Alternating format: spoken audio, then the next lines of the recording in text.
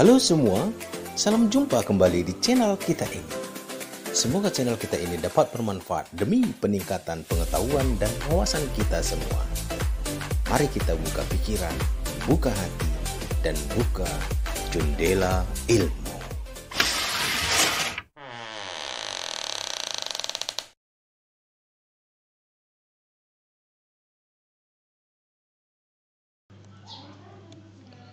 Materi kita pada hari ini adalah IPS, yakni tentang kedatangan bangsa Eropa ke Indonesia. Kedatangan bangsa Eropa, tujuan awalnya adalah untuk berdagang, namun pada akhirnya mereka ingin berkuasa di wilayah Nusantara. Latar belakang kedatangannya adalah yang pertama, runtuhnya Kekaisaran Romawi. Kemudian adanya penjelajahan samudra. Lalu ada perkembangan ilmu pengetahuan dan teknologi, di mana kemajuan teknologi mendorong bangsa-bangsa barat atau bangsa Eropa untuk melakukan perjalanan penjelajahan yang pada akhirnya menemukan bumi Nusantara. Nusantara adalah sebutan dahulu untuk bangsa Indonesia. Tujuan kedatangan bangsa Eropa atau bangsa Barat itu adalah ada 3, yakni goal, artinya memburu kekayaan, glory, memburu kejayaan, dan gospel, menjalankan tugas suci atau menyebarkan agama. Kedatangan bangsa Portugis. Bangsa Portugis merupakan bangsa Eropa yang pertama kali mencapai Kepulauan Nusantara. Pencarian mereka untuk mendominasi sumber perdagangan rempah-rempah yang menguntungkan ini dimulai pada abad ke-16. Tokoh inilah yang membuat kawasan Nusantara dikenal oleh Eropa, yaitu Alfonso de Albuquerque. Pada tahun 1512, ia kemudian mengirimkan Antonio Abreu dari Francisco ke Maluku. Indonesia dalam mempertahankan kedaulatannya, banyak pedagang yang menentang bangsa Portugis ini, yaitu Adipati Unus dari Demak, ada Panglima Fathahillah dari Demak, Sultan Babula dari Ternate, dan Sultan Iskandar Muda dari Aceh. Nah, salah satunya Sultan Babula telah melakukan peperangan selama 5 tahun yang membuat Portugis harus angkat kaki dari Ternate dan terusir ke Tidore dan Ambon. Perlawanan rakyat Maluku terhadap Portugis dimanfaatkan Belanda untuk menjejakkan kakinya di Maluku. Maka pada tahun 1605, Belanda berhasil memaksa Portugis untuk menyerahkan pertahanannya. Kemudian kedatangan bangsa Spanyol. Tujuannya sama, yaitu untuk mencari kekayaan, menyebarkan agama, dan mencari daerah jajahan. Pada tanggal 8 November 1521, kapal dagang Spanyol berlabuh di Maluku melalui Filipina Utara, kemudian langsung ke Tidore. Disinilah bangsa Spanyol diterima baik oleh rakyat Tidore. Faktor datangnya Spanyol ke Indonesia tadi bisa kita katakan yang pertama mencari kekayaan termasuk berdagang. Berikutnya menyalurkan jiwa penjelajah.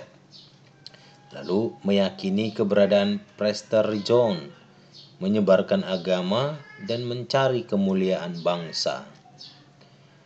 Berikutnya kedatangan bangsa Belanda ke Indonesia. Rombongan pertama Belanda yakni dipimpin oleh Cornelius de Houtman pada tahun 1596. Pada saat itu Banten berada di bawah pemerintahan Maulana Muhammad.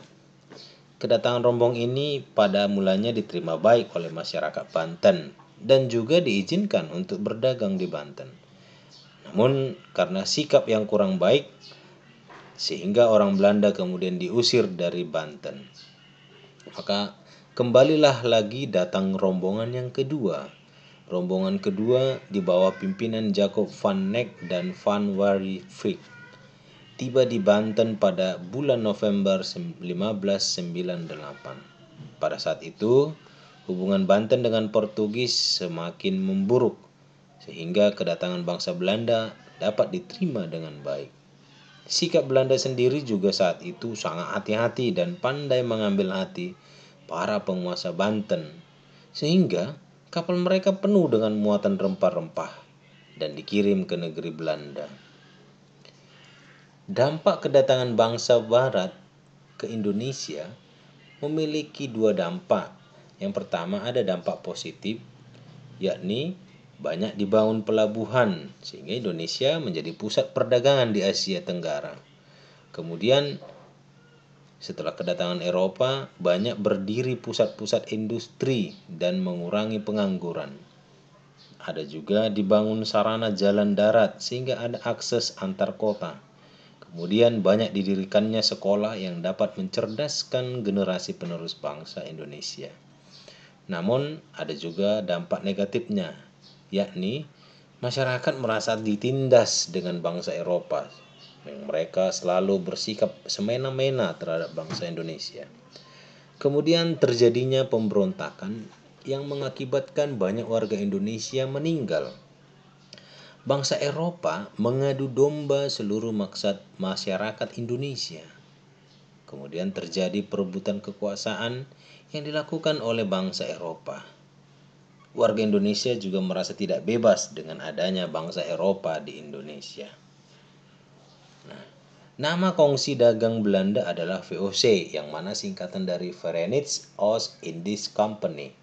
Arti VOC itu sendiri adalah Persekutuan Perusahaan Hindia Timur. Pemimpin Gubernur Jenderal VOC yang pertama adalah Peter Both. Kedatangan bangsa asing pertama kali ke Indonesia adalah untuk melakukan perdagangan, yaitu jual beli rempah-rempah. VOC sendiri didirikan tanggal 20 Maret 1602. Kemudian beberapa tahun kemudian dibubarkan, yaitu pada tanggal 31 Desember 1799. Pemimpin gubernur VOC yang kedua adalah Jan Pieterszoon Coen yang bertugas untuk merebut Yogyakarta dan menguasainya.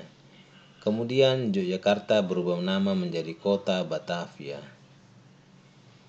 Politik menguasai kerajaan-kerajaan dan pelabuhan disebut politik divide et impera. Politik divide et impera ini secara harfiah dalam bahasa Indonesia bisa diartikan yaitu politik adu domba, di mana masyarakat atau bangsa Indonesia itu diadu domba dengan artian difitnah telah melakukan perbuatan yang tidak dia lakukan sehingga saling terjadi perpecahan atau perperangan antara sesama bangsa Indonesia. Nah, pada saat itulah bangsa Belanda akan mengambil alih kekuasaan setelah bangsa Indonesia menjadi lemah setelah selesai berperang. Kemudian bangsa Belanda juga mengadakan kerja paksa pada zaman penjajahannya yang disebut dengan kerja rodi. Yang menerapkan kerja paksa pada zaman Belanda itu adalah Daendels. Sementara yang menentang sistem kerja paksa adalah Pangeran Kusumadinata dari Sumedang, Jawa Barat. Lalu ada juga sistem tanam paksa, ini diterapkan oleh Van den Bosch. Tanam paksa ini disebut juga dengan kultur stelsel. Yang menentang sistem tanam paksa ini adalah Douwe Dekker dan Pendeta Van Houvel. Nama samaran Douwe Dekker dalam judul bukunya Max Havelaar adalah Multatuli. Isi judul buku Max Havelaar ini adalah tentang penderitaan rakyat Indonesia pada masa tanam paksa. Berikut tokoh-tokoh pejuang Indonesia yang melawan Belanda pada masa itu. Pertama ada Thomas Matulesi atau yang dikenal dengan Patimura, berasal dari Maluku.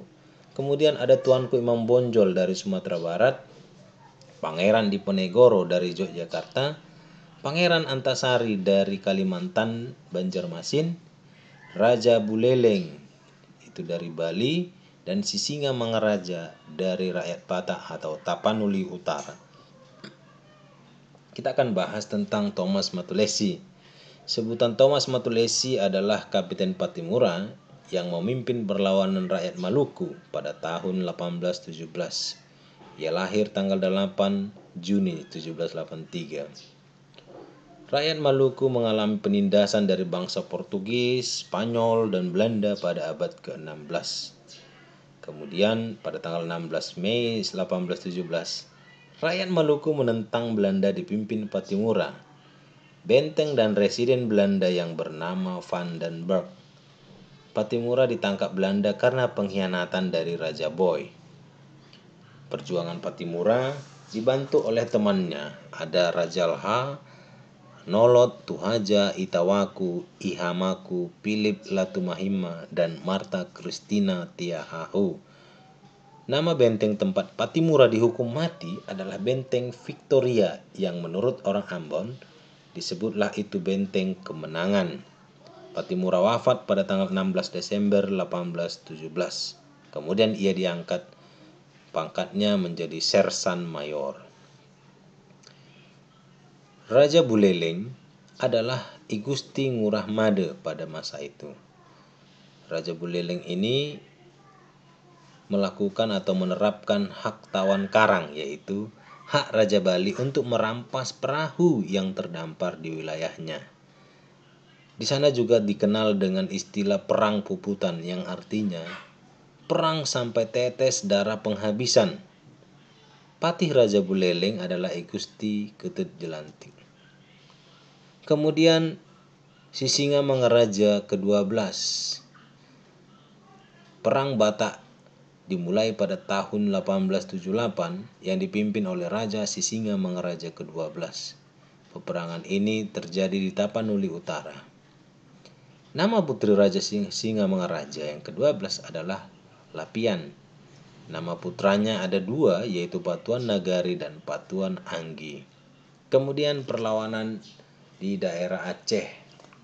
Ekspedisi militer Belanda pertama ke Aceh menewaskan Jenderal Kohler. Ekspedisi militer Belanda yang kedua dipimpin oleh Mayor Jenderal Van Swieten. Pasukan Aceh dipimpin oleh Panglima Polim. Ada dua sebutan bagi orang Aceh, yaitu Teuku dan Tengku. Teuku artinya panglima, kalau Tengku artinya ulama. Pahlawan yang gagah berani dari Aceh adalah Teuku Umar. Ia dibantu oleh istrinya yang bernama Cut Nyadin. Perlawanan rakyat Aceh di Pidi dipimpin oleh Tengku Cik Ditiro. Nah, kemudian ada misionaris ahli agama Islam Belanda, namanya Dr. Snok Hurgronje. Dia menyamarkan namanya dengan Abdul Ghaffar. Hasil penemuannya yaitu seorang sultan tidak mempunyai kuasa tanpa ada persetujuan dari bawahannya. Nah, ulama sangat berpengaruh dalam masyarakat. Maka berdasarkan hasil karya Snok, Belanda menyusun kebijakan ada tiga, yaitu melakukan politik pecah belah, ulama harus dihadapi dengan kekuatan militer, dipisahkannya kaum ulama dengan kaum bangsawan. Kita masuk pada perlawanan abad ke-20.